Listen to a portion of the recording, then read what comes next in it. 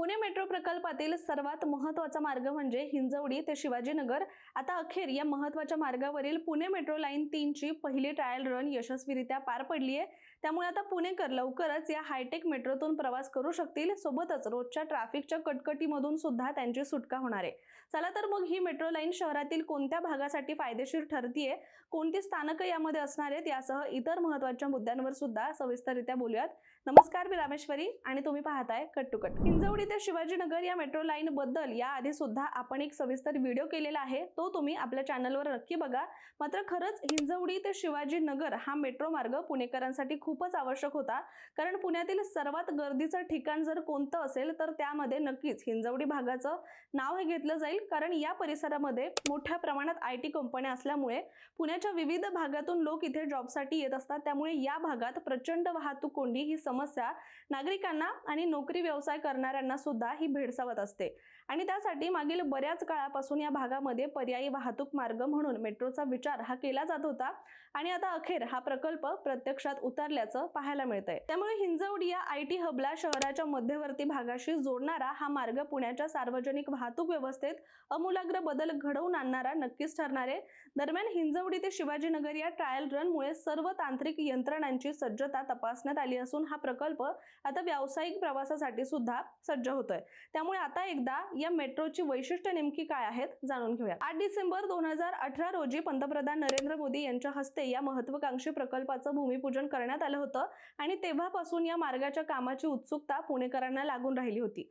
Pune metro line 3 हा प्रकल्प एकूण 23 किलोमीटर लांबीचा असून हा संपूर्ण मार्ग उन्नत अर्थात एलिव्हेटेड स्वरूपाचा असून यात एकूण 23 स्टेशनचा समावेश करण्यात आलाय आणि म्हणूनच हा फक्त वाहतुकीचा पर्याय नसून तो पुण्याच्या अर्थव्यवस्थेचा कणा ठरणार आहे। कारण सुरुवातीला म्हटल्यानुसार Hinjewadi IT park, Rajiv Gandhi infotech park इथे दररोज लाखो तरुण शहराच्या विविध भागातून कामासाठी येतात। त्यात वाकड, बाणेर आणि विद्यापीठ चौकातील ट्रॅफिक मध्ये दिवसाचे 3 ते 4 तास वाया जातात आणि जणू काही हा रुटीनचा भाग पुणेकरांचा बनलाय। आणि ही समस्या लक्षात घेऊन पुणे महानगर प्रदेश विकास प्राधिकरणानं या मेट्रोचं नियोजन केलं होतं। दरम्यान ही मेट्रो थेट मेगापॉलिस सर्कल ते सिव्हिल कोर्ट दरम्यान एकूण 23 स्थानकं कव्हर करणार आहे, ज्यामध्ये MBC, Quadron, business park, Dohler, Infosys phase 2, Wipro phase 2, Pall India, Shivaji Chowk, Hinjewadi आणि वाकड चौक अशी महत्त्वाची आयटी क्षेत्रातील स्टेशन येतील। पुढे बालेवाडी स्टेडियम, NICMAR, रामनगर, लक्ष्मीनगर, बालेवाडी फाटा, बाणेरगाव, बाणेर, कृषी अनुसंधान, सकाळनगर, सावित्रीबाई फुले पुणे विद्यापीठ आणि RBI, ॲग्रिकल्चर कॉलेज, शिवाजीनगर आणि शेवटी सिव्हिल कोर्ट या प्रमुख ठिकाणी स्टेशनचा यामध्ये समावेश असणार आहे।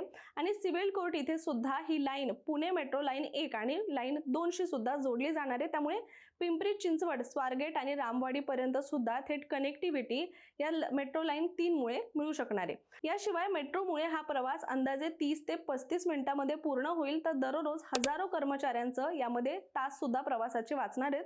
यामुळे हजारो दुचाकी आणि 4 चाकी गाड्या सुद्धा रस्त्यावरून कमी होतील, ज्यामुळे प्रदूषण सुद्धा कमी होणार आहे। तसंच इंधनाची बचत होणार आहे आणि अपघाताचं प्रमाण कमी करण्याच्या दृष्टीने सुद्धा ही मेट्रो अत्यंत प्रभावी ठरेल। याशिवाय या मेट्रो प्रकल्पाचा सर्वात महत्त्वाचा आणखी एक फायदा म्हणजे दररोज हजारो वाहनं कमी झाल्यानंतर कार्बन उत्सर्जन घटेल आणि शाश्वत विकासाच्या दृष्टीने महत्त्वाचं पाऊल सुद्धा हे ठरतंय असं म्हटलं जातंय, कारण त्यामुळे ग्रीन पुणे साकारण्यासाठी सुद्धा मोठी मदत होणार आहे। याशिवाय Tata realty and infrastructure limited आणि सिमेंस प्रोजेक्ट व्हेंचर्स यांच्या संयुक्त भागीदारीतील टाटा सिमेंस कन्सोर्टियमला पुणे मेट्रो लाईन 3 च्या बांधकाम आणि संचालनासाठी PMRD ने सुद्धा कंत्राट दिलेली आहे। विशेष म्हणजे सार्वजनिक खासगी भागीदारी म्हणजेच PPP तत्वावर राबवण्यात येणारा हा देशातील पहिलाच मेट्रो प्रकल्प आहे। दरम्यान या प्रकल्पासाठी सुमारे 8,313 कोटी रुपये खर्च अपेक्षित धरण्यात आलाय। याचबरोबर पुणे मेट्रो लाईन 3 मुळे शहराच्या पायाभूत सुविधांना सुद्धा मोठी चालना मिळाली आहे। एकात्मिक वाहतूक व्यवस्था आणि भविष्यातील गरजा लक्षात घेऊन या प्रकल्पाची उभारणी करण्यात आली आहे। आणि या ट्रायल रन यशस्वी झाल्यामुळे आता लवकरच सुरक्षा तपासणी आणि अंतिम मंजुरीची सुद्धा प्रक्रिया पूर्ण केली जाईल आणि त्यानंतर ही मेट्रो सर्वसामान्यांच्या सेवेसाठी खुली होणार आहे, ज्यामुळे पुण्याच्या विकासाचा वेग हा अधिकच वाढेल। पण पुणेकरांनो, तुम्ही हिंजवडी मेट्रोची किती आतुरतेने वाट पाहताय आणि तुम्हाला वाटतं का की ही मेट्रो पुण्याच्या ट्रॅफिक समस्येवर खरंच रामबाण उपाय ठरेल?